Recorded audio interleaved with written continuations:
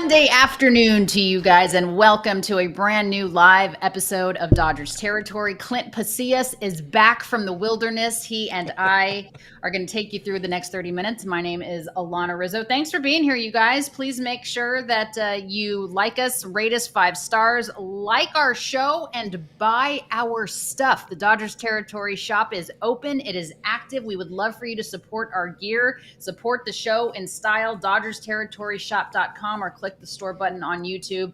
We appreciate that very much. Looking forward to a good show today. Fabian Ardaya of The Athletic is going to be joining us, talking all things Dodgers, of course, the last weekend series against the Toronto Blue Jays, and looking ahead to a lot of divisional games as well. But before we get to Fabian, who's kind enough to join us today, let's get to the big ticket. Let's do it. Clint, the Dodgers take the first 2 from the Toronto Blue Jays, a team that has one of the best records in the league, and they dropped the third game, the finale of the series. And some folks are saying, hey, it should have been a sweep. There's some folks that are mad about the last game in terms of the loss. What did you take away from it when you were not on the raft or pontoon or taking a sip of an adult beverage? What's your takeaway? That was part of the drive home, kind of paying attention a little bit on game day, listening, watching where I could. I was passenger, so I was not doing anything illegal. But, it just felt like a lot of moments you could have back, and you want to be greedy. You want to go for that sweep. The Blue Jays are a very, very good team. You got the Padres nipping on your heels. The 30,000-foot view, I've already said this a few times on the internet, you feel good taking 2 or 3 against the Toronto Blue Jays. They have the best record in the American League right now, so you feel good about that. But yeah, some people they have that I don't know, I guess unsatisfied feeling deep down in their subcockle region or whatever people might call it. That's what I like to call it. It's you want a little bit more knowing that the Padres are right there. I am not upset about them taking just 2 of 3. Of course, I would have loved for them to have swept the Toronto Blue Jays at home. But I think if you can win every single series, I think it's unrealistic that you're going to win every single game. And I know that's not what you're saying, but I'm okay with 2 of 3. I think the frustrating thing is when you beat yourself. I mean, you can take the L if the other team is just the better opponent on any given day. But when you are beating yourself, which I think kind of felt the way that they did it in the third game, I think that's where people's frustration mounts. I mean, if you look at the situation, the final 2 innings, as you mentioned in our rundown, a tough watch, right? Bases loaded, 1 out, Shohei, then Mookie up, and you kind of get nothing out of that. Now, I mean, yes, Shohei has hit what? Home run 40 and 41 this weekend. I mean, the man is ridiculous. So let's give him a little bit of a pass. And I am massively giving Mookie a pass. He is coming back. He is coming back. He's not going to get a knock every single at bat, but for whatever reason, Mookie has turned the corner. So I'm okay with it. I'm okay with it. I don't know, though, if Dave is okay with it. What do you think about the comments that their manager made? Yeah, Dave, it's funny. The chat is also feeling some of the same way. Like the way that game was lost, NS saying in the chat, like, who's not frustrated with watching Shohei strike out on what could have been ball floor? Rahul saying, it's the way that they lost that game. And I think that's what we're kind of seeing with Dave Roberts, who said outright after the game, this was frustrating. It was a frustrating loss. They had, 23 base runners, 13 walks, 10 base hits. You have to win that kind of ball game. Again, the 30,000-foot view, you take 2 or 3, you're happy. But, pinch hitting with Michael Conforto over Justin Dean. Dave also aired out Conforto. You're 3-1 there. You get a pitch to hit. You got to move it forward, and you don't. And I think we're starting to see Dave, those frustrations kind of mount. When Dave starts to gently throw some players under the bus, that's when you know it's like, all right, I've had enough. I understand October is right around the corner when I'm looking at my wristwatch that isn't there right now. And you need to start seeing this team get a little bit more consistent. Right now, they've been consistently inconsistent, especially since the All-Star break. They haven't rattled off more than like 2 wins at a time. You got to put the hammer down because the Padres, again, right on your ass right now. Yeah, we'll talk about that in a second. We'll dive deeper into that with Fabian Ardaya of The Athletic, who's coming up momentarily. I think thing is too, as I'm looking at the comments in our chat, we appreciate you guys being here so much. But Cap Caveman 68, the time for excuses are over. Okay. Maddie Man 5 Dodge says, wouldn't surprise me one bit if one game is the difference between first and second in the West. And that's Great where point. these types of situations come back to bite you, right? That's a really good point that Maddie Man 5 is bringing up, because yes, I get it. It's one game in a series of 3 against the Toronto Blue Jays, but that may be the difference maker when it's all said and done. Bill Plunkett of the OC Register, 10 hits, 13 walks, 7 in the last 2 innings, 1 for 10 with runners in scoring position, and a season high 16 left on base. That is massive. LAD, Los Angeles Dodgers, of course, still hasn't won more than 2 games in a row since that 4-game winning streak back in June into July. And the Padres, as we know, we can hear them, we can hear the footsteps, are just 2 games back. So I get it. And I think it was that ill-timed stolen base by Shohei Ohtani. Again, it's Shohei Ohtani, but still, you have to still think about fundamental baseball, right? And I think you can deal with physical mistakes. I don't think as a manager you can deal with mental snafus and those types of things. So I get it. That ill-timed, on the 3-1 there, you get a pitch to hit, you don't do anything with it. Shohei on a weird stolen base attempt. Yeah. That being said, they still have the division lead, but is it worse because Clint Pasillas, that the Padres are playing incredibly good baseball? Yeah. They just took 2 of 3 from the Boston Red Sox, who are also a good team. Their bullpen is the best in the league, and it got way better at the trade deadline with Mason Miller. Yeah, I mean, Padres are right there. It's making people uncomfortable, even though this is kind of, what we've asked for, or at least what I've asked for all season. Keep playing meaningful baseball through the entirety of, 162 games. And sometimes that comes with these struggle points with having to play meaningful games in August, in September. Maybe you do lose the division lead for a little bit. Maybe you don't win the division, but you still make the postseason or whatever. That's not what people want. It's part of the long story of a 162-game season. But the Dodgers are playing the Padres a lot coming up. We'll talk about that again more later on in the show. I'm very interested in Fabian's thoughts about where the Padres are at compared to the Dodgers and all of that. But it makes people uncomfortable when they don't have like a 12-game lead in the NL West. No doubt. Remember when the Yankees had a 7-game lead in the division and now they're 6.5 games behind the Toronto Blue Jays? Life comes at you fast. Just ask Ferris Bueller in Ferris Days or Bueller's Day Off, or Ferris Bueller's Day Off, or whatever the heck it was called. It's 30 years old at this point. We have a lot more to discuss here on Dodgers territory, including Fabian Ardaya coming up momentarily with The Athletic. Back in a moment after a quick word from our friends at Foul Territory. We have a little breaking news on HelloFresh. We've talked about them for a long time, but this summer they have their biggest menu upgrade yet. Ready for this, Todd Father? Talk to me. They have doubled their menu. Doubled. Now you can choose from 100 options each week, including new seasonal dishes and recipes from around the world. 100 options per week. That's incredible. But to start out, what they had before was absolutely perfect.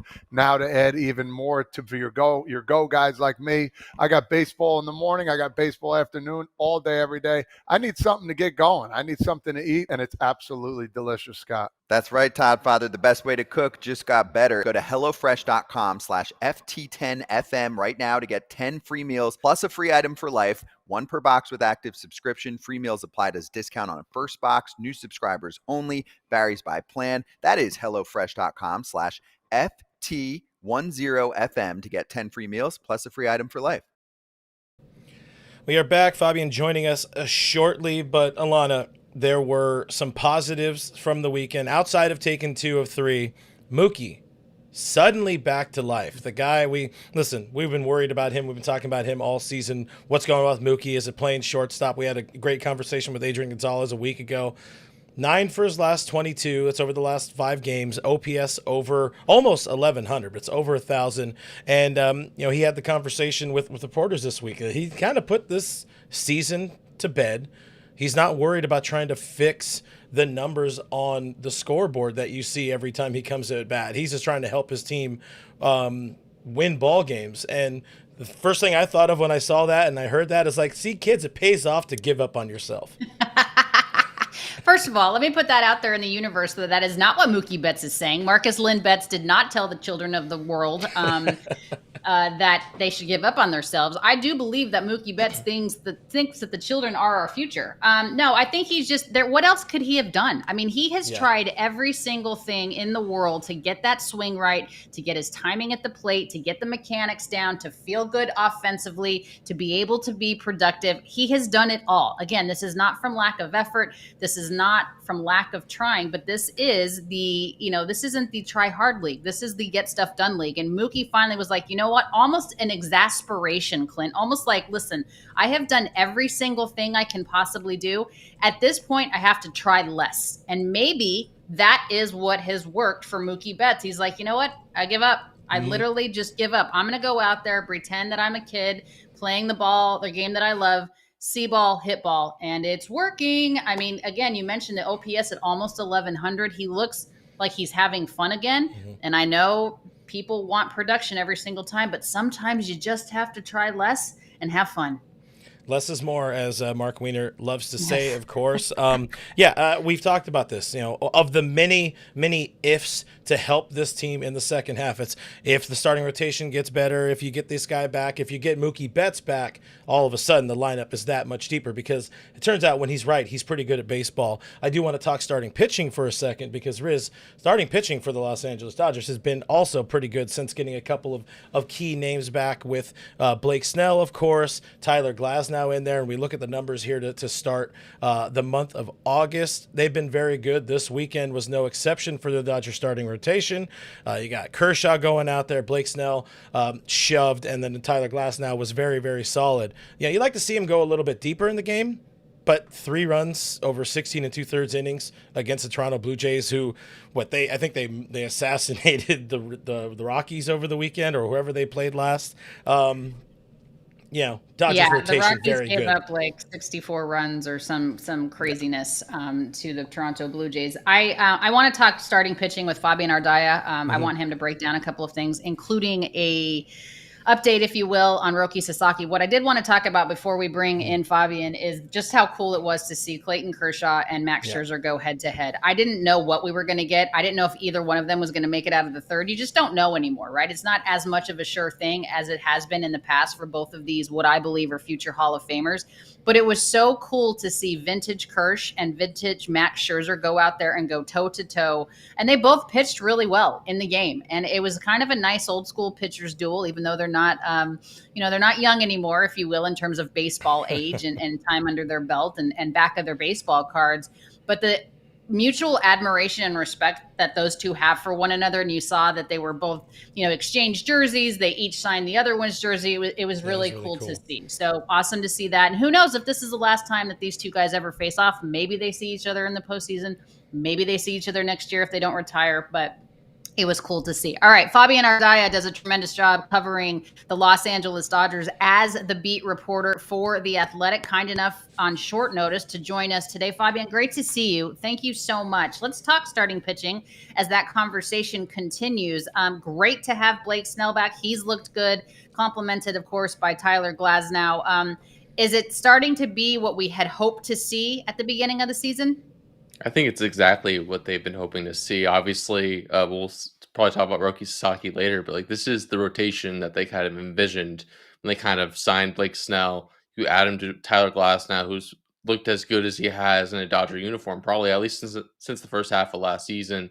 You have Shohei Ohtani looking as good, if not better, than anyone could have expected coming off a second surgery. And then you have Yamamoto, who kind of gets forgotten about a little bit, but he's a guy who's probably going to wind up getting Cy Young votes because of how consistent and how good he has been over the course of this whole season, going wire to wire. So yeah, this is exactly as the Dodgers probably could have envisioned it. Also, Clayton Kershaw throwing the ball well, Emmett Sheehan throwing the ball well. You're in a position now, if you're the Dodgers, where you kind of want to hope you can freeze this and keep this health in place for October. As good as the starting pitching has been, the bullpen starting to give us a little bit of worry again. Putting some numbers up here on the screen. They lead baseball in innings thrown. They serve up all of the homers in baseball. Blake Trinan hasn't been fantastic since coming back off the IL. What's kind of the state of the bullpen in your opinion? And is this like a championship caliber bullpen, or is it going to be, kind of helped with some of the names that are returning in coming weeks? Yeah, I mean, it's very much in flux, I think is the biggest way you can put it. It's not nearly the strength that people envisioned coming into this season, and part of it's because of injuries, part of this is because of poor performance. And yeah, like the home run stuff is the stuff that kind of alarms me a little bit because this was a staff that, as of a few years ago, was their whole strength was home run prevention, slug prevention, and all of a sudden now they're up towards the top of the leaderboard. Some of that's a byproduct of some of the guys they've had out there, and some of it is also just guys just aren't pitching well. This is a staff that probably will look a little bit stronger, at least in a few weeks, when you look at Michael Kopech coming back, Kirby Yates coming back, Tanner Scott coming back, possibly guys like Brusdar Graterol and Kyle Hurt entering the fold as well. And we'll see how the rest of that picture unfolds if a guy like Bobby Miller sort of forces himself onto the radar. But we'll see. But obviously, this is going to be a situation where if their rotation can stay healthy going into October, all of a sudden the bullpen looks a lot better because then you have a guy like Emmett Sheehan who can kick into the bullpen. A guy like Justin Robleski, you don't have to really worry about keeping stretched out. He could be a short reliever. It's a situation where you're looking at just getting 13 quality pitchers into your pitching staff in October. It's easier said than done, but if they're healthier at this point going into October, then you can sort of talk yourself into 13 arms being good enough to get you through a postseason run. And that's what Dave Roberts said he was going to take Fabian 13 pitchers on that postseason roster. What does that mean for Roki Sasaki? Where is he at in his rehab progress rather, in terms of development? And would he be a good fit for the Dodgers bullpen? Would he be open to that? He said he'd be open to it. He said he'd be open to whatever role the Dodgers asked, but like whether he'd be a good fit, like there's so much unknown about him that we don't really even know what he is at this point. And I think part of it's a byproduct of the fact that we've only seen 8 big league starts out of him, and also a lot of those starts were impacted by injury, clearly. So we'll get a better gauge of it once he actually gets into rehab games, which his first rehab outing will be with OKC on Thursday. We'll see where the velocity's at. We'll see if that new two-seamer he's picked up is something that can help make the fastball play up, because it's not a fastball. Even if he is throwing it 99 100, it's still a fastball that's going to get hit a decent amount just because of the shape. It doesn't get the carry that you'd want it to get, and some of those changes that could maybe improve it a little bit. There's only marginal improvements you can make, and also those are things that typically take place over an off season as opposed to even a long layoff like this. So we'll see how much that work in progress is in place by the time October rolls around. But yeah, there is a world where if everything kind of goes right, he's a guy who you see as maybe possibly being helping out of the bullpen or for a couple of innings in a postseason outing, just to sort of have his velocity, his splitter being that kind of one of a kind pitch that can help you swing a postseason game. But obviously, that's the best case scenario. Like, there's also a scenario where he's not even on the postseason roster. A lot of it just depends on how he looks in these rehab outings. And Dave Roberts kind of said it this past week. He needs to pitch. Like, this is a guy who, coming into this year, obviously was still very much an unfinished product, and nothing has happened this season to sort of help move that along just because he hasn't pitched nearly enough. All right, 1 second here. I was adjusting something there. We got to talk about Dave Roberts. We saw the team kind of obviously not play a great game Sunday against Toronto, and you're starting to see a little bit of that. Bill Plunkett likes to call it salty Dave. You're seeing him maybe be a little more open to throwing some guys under the bus, as close to it as Dave can do. What's kind of the pulse, in your opinion, of Dave as we get now into mid-August and kind of seeing some of these guys, either, I guess, really be consistently inconsistent. Somebody like Michael Conforto all season. Where is Dave Roberts at with the roster he has? And, I guess we can ask Conforto next, but really your thoughts on Doc first. Yeah, I feel like he's like really just waiting for this run to come, like willing it into existence. He was kind of even talking about after Snell's out, and like, all right, you're looking at it. This is a lineup that's should produce runs when you look at the names in there. This is a rotation that's pitching as well as anyone could have expected. Like, these are all the ingredients the Dodgers need to really go on this run that they've kind of been waiting to go on pretty much all season, besides that 8-0 start to the season. That just hasn't come. It seemed like yesterday was kind of a perfect opportunity for it. The offense generated more than enough chances. And even then, like, they had a 1-run lead going into the 8th inning that you would expect 2 of your top relievers to be able to close it down. So to be able to lose that game in the way that they did, yeah, like, it is clear that there's a lot of frustration there, and I think everyone kind of understands that. I don't know if it's panic in any way or anything like that, but it's more just frustration because this is a team that clearly has enough talent to be as good as last year's team, if not better, but they just have not quite gone on that sort of hot run that you'd expect this team usually this time of year to kind of go on. Fabian, 3 games with the Angels there in California, and then a lot of games again against the Padres. It seemed like we hadn't played them forever, and now that's like all we're going to see is San Diego.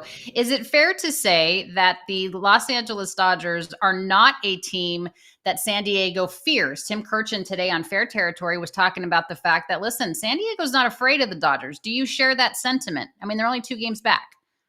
Yeah, I don't think it's necessarily a fear factor, because they've played each other so many times. There's no secrets between each side. There's no mystique to Dodger Stadium that sometimes you'll see with visiting clubs coming in. Just because they've played each other so long, they know each other for so long, and there's a lot of bad blood that comes out of it. I think you saw it last time these two teams scored off, where it was like they went all this long time facing each other, and then you condense all these games into a short time frame, and some tempers boiled over. I wouldn't say like it's gonna happen this time, but I wouldn't be surprised if it does again, just because of the byproduct of that. But yeah, this is a Padres team that, understandably so, is feeling really good about themselves. Like, this is a team that is incredibly talented, added at the deadline, pushed the Dodgers to the brink last season, but obviously there's still a hump for them to get over because they haven't won the division over the Dodgers. They won the DS in 2022 against them, but even then, it still hasn't felt like they've consistently been able to topple the Dodgers. So there's something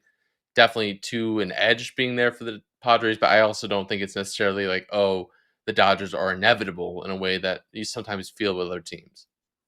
Yeah, I want to go back to a name I had mentioned, a name we see a lot online. It is the Michael Conforto name. He kind of, I don't know, I don't say lied to us. He had a very good month leading up to the trade deadline, and then since the start of August, has kind of fallen off a cliff here. How much longer does the Conforto experiment? We keep calling it an experiment, but when you're into August, I don't know if it's an experiment anymore. But what does the next few weeks look like for Michael Conforto in a Dodger uniform?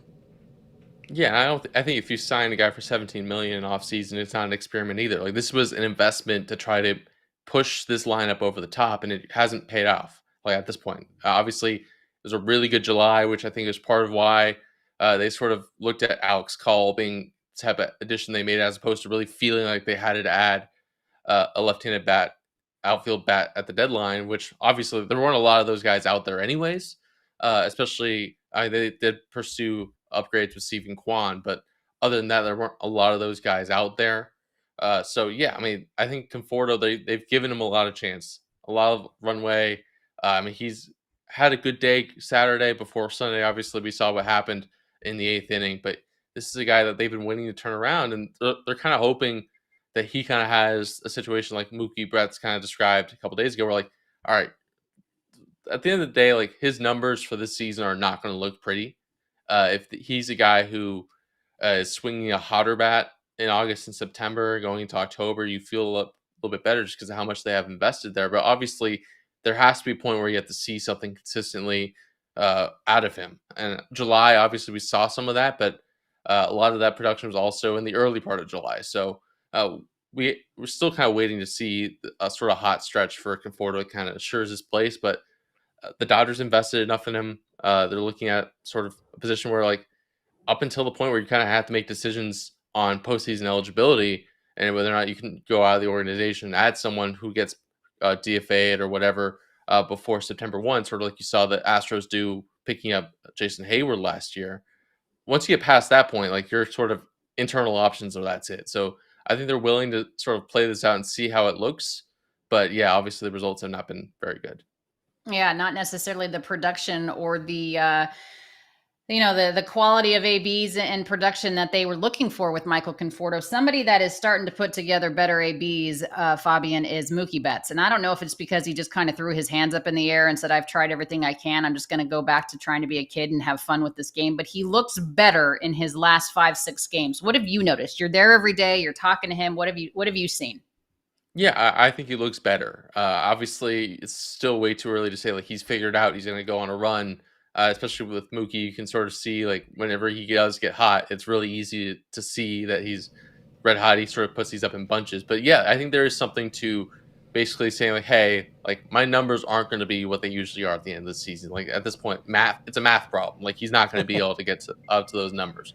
But if he can be productive, find something that clicks into place. I think he even saw last October where like he was able to put together a consistent stretch in October, be probably the Dodgers' most consistent overall hitter from start to finish in October, and what that matters, and what that matters to legacy, and what that matters to his standing in this city. And I think he kind of understands what is essentially a 2-month challenge at this point from here on out. Like, sort of find something that he can click into consistently, even if he's not the peak Mookie Betts, but something that is a productive player, a guy who is helpful offensively, and understanding that his glove has been good enough that that's going to be a very valuable player. If you have a sure-handed shortstop who can produce enough offensively, hitting behind Shohei Ohtani and hitting in front of Will Smith and Freddie Freeman. Well, a lot of great insight here, Fabian. Of course, you do a great job covering this team for The Athletic. Make sure you guys go follow him. Well, not home, but like follow him, his coverage of the team. Again, you're going to learn a lot of great things about the ball club. But we thank you for the time, and hopefully next time we talk, Conforto is either better or not a part of the roster. But thanks again, and guys, we will be right back after a word from me and Alanna. The dog days of summer means MLB is fully heating up, and so is your shot to score big. Download the Pick6 app for the easiest way to turn your baseball takes into actual cash. Simple. Just pick more or less on the stats for 2 or more of your favorite players, and boom, you're in the mix for big cash prizes. No gimmicks, no weird rules. Pick6 customers will instantly get $50 in bonus picks on just a $5 entry. Download the DraftKings Pick6 app right now and use the code FOUL. That's code FOUL. New customers pay $5 and get $50 in bonus picks instantly. Ride the upside where a few bucks can turn into a bag. Only on DraftKings Pick6. The crown is yours. Gambling problem? Call 1-800-GAMBLER. Help is available for problem gambling. Call 888-789-7777 or visit ccpg.org in Connecticut. Must be 18 and over. Age and eligibility restrictions vary by jurisdiction. Pick6 not available everywhere, including New York and Ontario. Void where prohibited. 1 per new customer. Bonus awarded as non-withdrawable Pick6 bonus picks that expire in 14 days. 8/24/25 at 11:59 p.m. Eastern Time. Terms at pick6.draftkings.com/promos.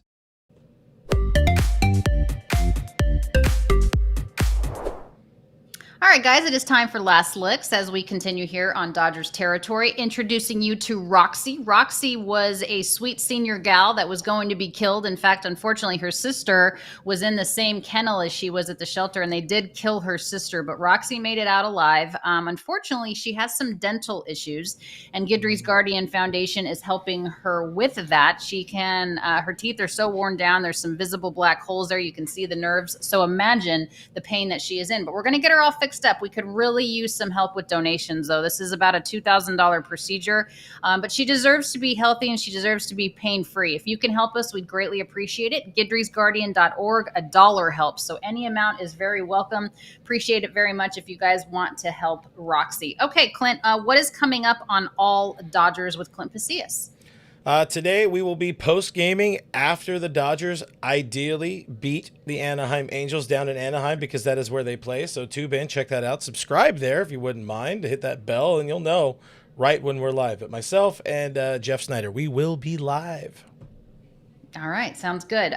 Speaking of Anaheim, they're there for 3, as that makes sense. So let's talk a bit about our baseball thought for the road. We see the Padres a boatload coming up. Honestly, Clint, if you look at the Dodgers schedule, here we sit on August 11th. There are 31 days in August. The division could be decided in the next 2 weeks. And I'd hate to sound dramatic, but they really need to make sure that they create some distance between themselves and San Diego. Am I fair to say that? Yeah, absolutely. And it starts with this series down in Anaheim. Like, Angels, they're not a good ball club. They're not a terrible ball club, but they're not a good ball club. So you have some horses going out there. You got Yamamoto leading off the series. He has to play the stopper, to kill this entire one-game losing streak. But, this is what they pay Yama a lot of money for. Get on the bump. beat bad teams. Emmett Sheehan going up against Tyler Anderson in the Tuesday matchup. We will be post-gaming after that one here on Dodgers territory. Could be one of Sheehan's final few starts before Sasaki comes back. But the one I'm really excited about is that Wednesday matchup. Shohei Ohtani making his first start against the Angels, so that should be fun. But yeah, you got to take 2 or 3. You got to sweep this series because you are facing the Padres a lot right after that. Yeah, no doubt about it. And again, we're paying attention, of course, to our schedule, but the Padres as well. So everyone's gonna do their part to create some distance in the NL West. Thank you guys so much for being here on Dodgers Territory. Don't forget, we want you to support the show in style. DodgersTerritoryShop.com, so you can get some cool gear. We'd appreciate that very much. And of course, like, subscribe, tell your friends. Clint and I are back tomorrow for post game, so join us then. We'll see you then. Go Dodgers. Bye.